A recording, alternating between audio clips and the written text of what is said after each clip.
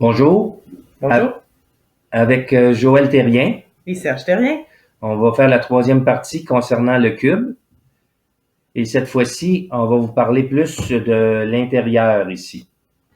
Donc, on a vu qu'il y avait 6 faces et qu'on a fait 48 liens extérieurs. Il nous reste 8 liens à l'intérieur.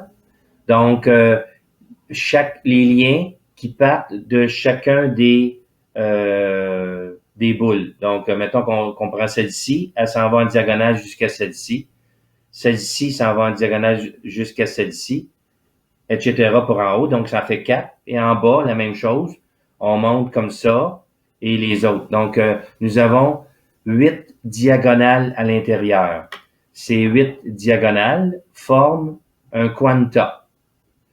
C'est la raison pour laquelle les jeunes nouveaux euh, sont souvent pas dérangeants, mais vite des fois pour comprendre des situations ou des problèmes, parce que c'est comme si ils prennent un raccourci.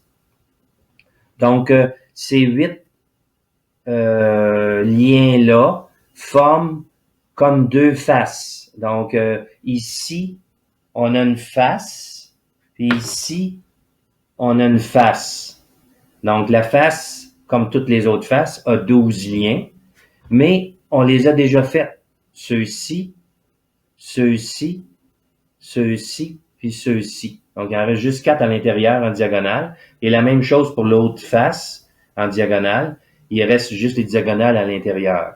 Donc, on solidifie nos diagonales de la même manière qu'on a fait avec les faces latérales en disant les voyelles concernées, en les répétant, puis en percevant de notre manière à nous autres que c'est vraiment complété. Tu as des choses à rajouter sur ça? C'est pas mal complet. Bon, parfait. Donc, là, on a parlé des 8 liens intérieurs. Maintenant, on va parler des axes. En réalité, quand on a un cube, on a 3 axes. On a l'axe vertical qui traverse le plan d'être aimé et de la sécurité. On a l'axe latéral qui traverse le plan d'aimer et se réaliser. Et on a l'axe postéro-antérieur qui traverse les besoins fondamentaux égaux personnalité avec ici en allant vers la spiritualité et l'essence de l'être. Point. Alors, on va faire une relation avec le Brain Gym. Mais dans le fond, pour ceux qui connaissent le Brain Gym, dans le fond, c'est l'idée, c'est de se recentrer, c'est de se rééquilibrer.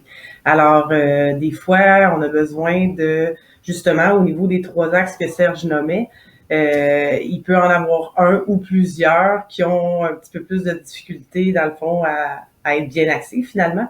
Fait qu'en faisant des mouvements de Brain Gym, on va bouger le corps, ce qui va favoriser, dans le fond, la connexion entre les deux hémisphères. Donc, en même temps, de faire les connexions pour qu'ils puissent après avoir un meilleur équilibre. Donc, c'est sûr aussi qu'en faisant les liens, on augmente les liaisons qui sont présentes et qu'on peut aider, entre autres, la dyspraxie ou le trouble d'acquisition de coordination, la dyslexie, la dysorthographie et les troubles de concentration, dépendant des axes. Donc, pour terminer, au centre complet du cube, à cet endroit-ci, dans le milieu du cube, c'est le point zéro. Le point zéro est présent sur les 3 axes et est présent sur toutes les diagonales.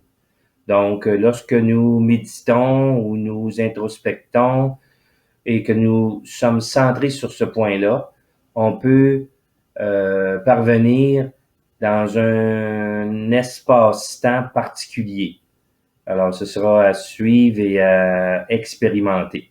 Nous vous remercions de votre attention durant la durée de ces 3 vidéos et il pourrait être nécessaire de reviser les vidéos et reviser les billets pour faire le tour complètement et avoir une compréhension un peu plus importante. Merci.